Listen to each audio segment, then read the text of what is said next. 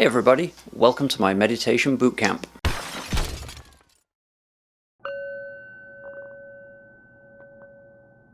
Welcome to lesson 8 of the meditation bootcamp. This lesson is called Subtle Sensations. In here, we're going to talk about some of the sensations you might experience while meditating. In the previous lessons, I showed you how you can set up your environment to remove external distractions and how sitting in a balanced posture removes a lot of the internal distractions from your body, relaxing your muscles and eliminating stress. And then in the last lesson, I had you do an exercise where you held out your hand in front of you and just asked the simple question, is my hand still there? I've never met anybody that has done that exercise with me that has said they weren't able to feel something. There's a very subtle sensation there. And that's the point with meditation, is that as you go through the process of calming down the body and removing the large distractions, that you start to become aware of more subtle sensations going on in your body. If you're in a very quiet room, you can hear your heart pounding. When your body is incredibly still and has been for a while, you may even start to feel blood flowing through it. Now, all of those sensations are always in your body, but they're usually masked because your mind is always pointing out the big distractions, like when you stub your toe, for example. And as you practice meditation more and more, you'll find that you become aware of things happening in your body. You may detect illness or disease that you might have otherwise missed. When you eat certain foods, you can tell that they're not good for you because you can feel the effect it has on your body as it passes through your system. So you may find that over time, meditation will change your diet. It'll change how you interact with the world because you can literally feel those stress hormones that are released. You can feel damage being done. Those subtle sensations are basically listening to your body. Now, whether you choose to do something about it, that's up to you. But at least as you meditate more, you become more aware of things like that. Even walking through a forest, you may start to sense more of the world around you. You may also find that you can sense when people are affecting your well-being too. We all have friends who rub us the wrong way sometimes. But now, instead of it just being an annoyance, now you can actually feel the effect that it has on your body, and you may decide that you just don't want to be around that sort of energy anymore. If you stay close to somebody who is constantly negative, you will feel the effect that that has on your body too. If you're always around happy people, you'll also feel the change, and I think it's clear to see which type of energy you would prefer to be around.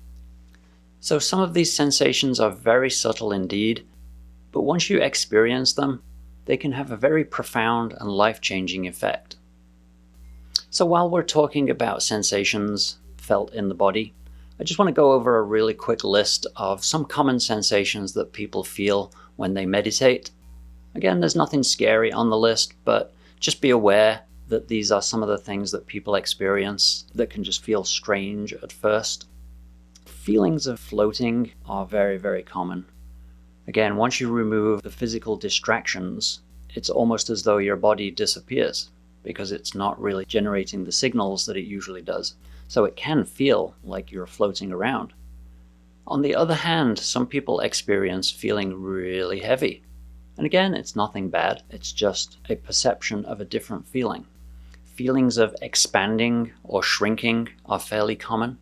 You're not really shrinking or expanding, but it can feel that way. Feeling hot or cold. I very often start to feel warm when I meditate. That, I believe, is due to the improved blood flow because of the relaxed muscles not constricting the blood vessels as much. But I've also experienced feeling cold too, even when the room itself is at a comfortable temperature. You may feel sensations of energy flowing. This is very, very common. And as you relax, you do certainly unblock a lot of channels and you may detect the energy flowing. Again, it's nothing to be scared of, nothing to be alarmed about.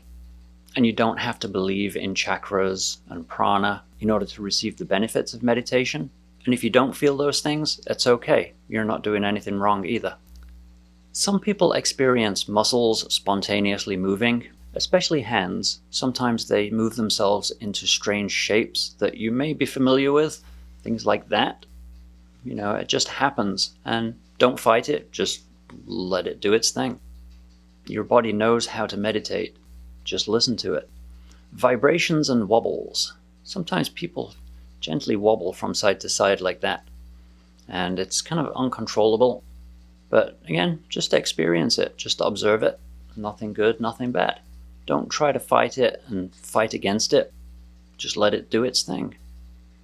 It's not uncommon for people to smell incense when they meditate, even if they're not burning any incense in the room. It's happened to me many, many times, and I can't explain why or how. I actually started smelling incense before I ever lit my first incense stick. Seeing lights or flashes.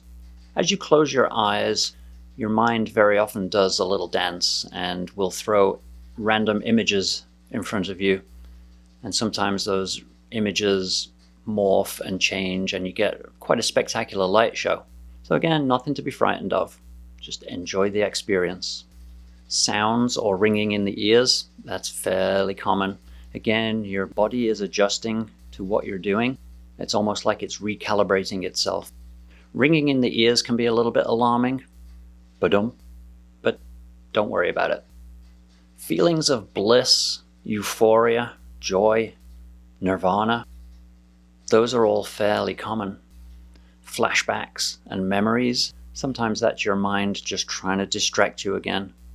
But sometimes you'll flash on things that don't seem relevant. But sometimes you'll flash on things that happened in your past that all of a sudden make a lot of sense now and bring a lot of clarity to your past experiences. So with those sort of flashbacks, you can experience a range of emotions, from happiness, laughter, joy just bubbling over, to sadness and even tears. Meditation can unlock a lot of your traumas, but it gives it new perspective.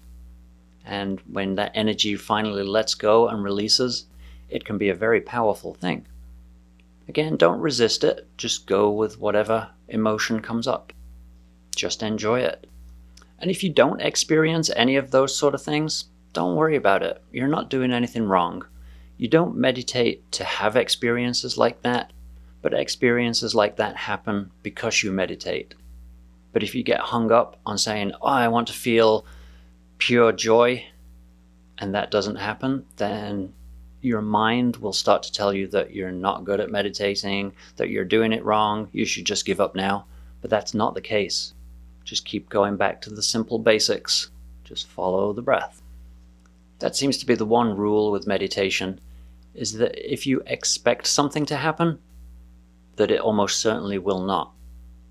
So enter your meditations with a clear mind and don't have any expectations as to what you're going to see or hear or experience.